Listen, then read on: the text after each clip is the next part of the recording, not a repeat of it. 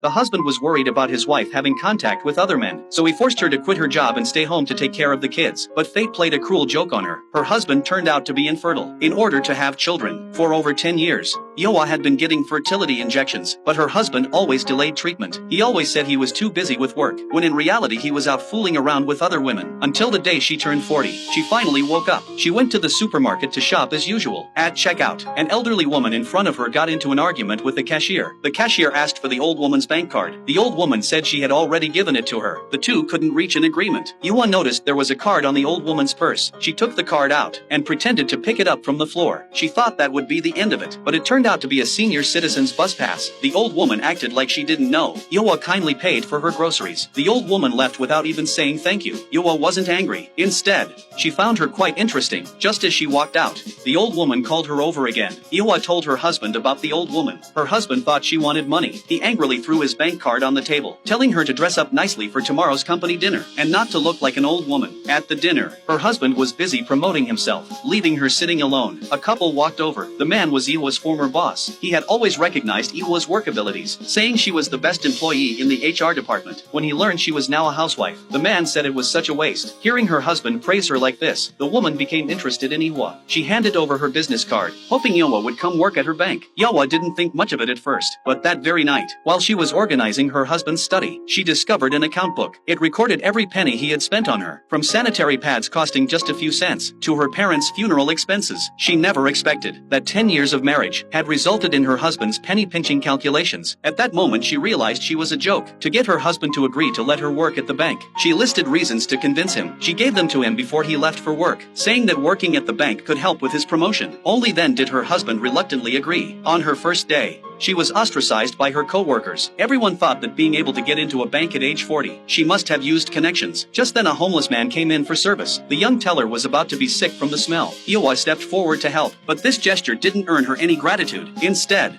it made the young teller dislike her even more. She deliberately made trouble for Iwa, praising Iwa's abilities in front of the manager, deliberately recommending her for the most difficult job, which was VIP home service. A male colleague told Iwa, these VIP clients were each more difficult than the last. To do the job well, you had to have patience. The first client turned out to be someone Iwa knew. She not only completed the home service, but also brought in 200 million in new deposits. The department manager was impressed with Iwa and put her in charge of the entire VIP service program, but the second client became her nightmare.